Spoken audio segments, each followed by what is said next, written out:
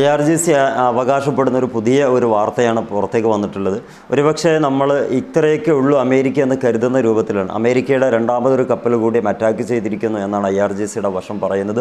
IRGC സ്പോക്മാൻ അഥവാ അവിടുത്തെ ബന്ധപ്പെട്ട മേഖലകളിൽ മീഡിയ കൈകാര്യം ചെയ്യുന്ന ആളാണ് പറയുന്നത്, ഇന്നലെ രാത്രി ഞങ്ങളുടെ കപ്പലിനെ ഇന്ത്യയിൽ നിന്ന് തിരിച്ച് ഇറാനിലേക്ക് വരുന്ന വഴിക്ക് മുക്കിയതിനാൽ അതിന് പകരമായി ഞങ്ങളൊരു കപ്പലിനെ ആക്രമിച്ചിരിക്കുന്നു.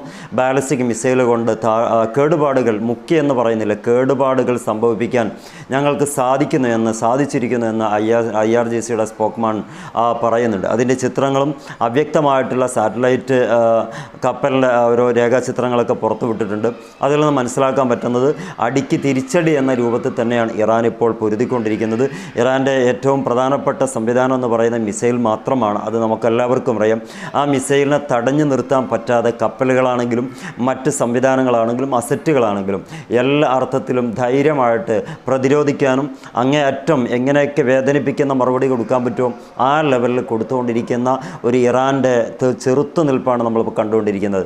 ഇന്നലെ ശ്രീലങ്കയുടെ അഥവാ വിശാഖപട്ടണത്തിനടുത്ത് വെച്ച് ഇന്ത്യയുടെ സൈന്യവുമായി അഭ്യാസം നടത്തി കഴിഞ്ഞതിന് ശേഷം ഇറാനിലേക്ക് മടങ്ങവേ ഈ അമേരിക്കയുടെയോ ഇസ്രായേലിൻ്റെയോ സൈന്യം ആ കപ്പൽ മുക്കുകയുണ്ടായി.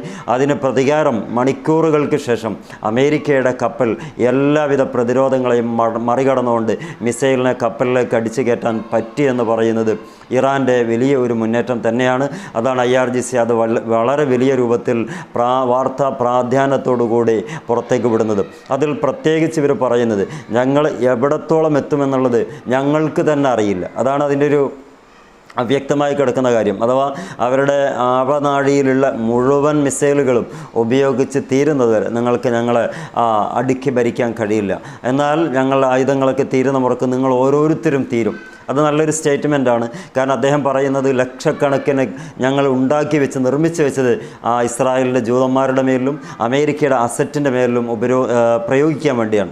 GCC കൺട്രി അത്ര കണ്ടിട്ട് ഞങ്ങൾ ആക്രമിക്കാൻ നിന്നിട്ടില്ല. ആക്രമിച്ചതൊക്കെയും ഇസ്രായേലും മൊസാദും ആണെന്നുള്ളത് വ്യക്തമാക്കുകയും ചെയ്യുന്നു. ഇവിടെയാണ് ഒരു വഴിത്തിരിവിലേക്ക് എത്തുന്നത്. അമേരിക്ക ഒന്നാക്രമിക്കുമ്പം അതിൻ്റെ അതേ രൂപത്തിൽ കപ്പലാണ്, അതിന് പകരം കപ്പൽ, അസറ്റാണെങ്കിൽ അതിന് പകരം റിയാക്ടറുകൾ. അമേരിക്കയുടെ വലിയ ഒരു ആക്രമണമായിരുന്നു ആണവ റിയാക്ടറുകൾക്ക് വലിയ കേടുപാടുകൾ വരുത്തുക എന്നുള്ളത്. അത് ഇസ്രായേലിൻ്റെ ആണവ റിയാക്ടറിന് വലിയ രൂപത്തിൽ ഇന്ധന ചോർച്ച അല്ലെങ്കിൽ ആണവ ചോർച്ച ഉണ്ടാക്കാൻ പാകത്തിൽ അവിടെ കേടുപാടുകൾ ആണവ റിയാക്ടറുകൾക്ക് വരുത്താൻ പറ്റിയിട്ടുണ്ട്. ഇതാണ് ഇപ്പോൾ ഇറാൻ്റെ ഏറ്റവും വലിയ തിരിച്ചടികൾ നമ്മൾ കണ്ടുകൊണ്ടിരിക്കുന്നത്. എത്രത്തോളം ഇത് മുന്നോട്ട് പോകുമെന്നത് ആർക്കും അറിയില്ലെങ്കിൽ പോലും ഒരു പ്രതിരോധം വളരെ ശക്തമായിട്ട് നിൽക്കുകയും ചെയ്യുന്നുണ്ട്. കാത്തിരിക്കാം പുതിയ വിശേഷമായിട്ട്.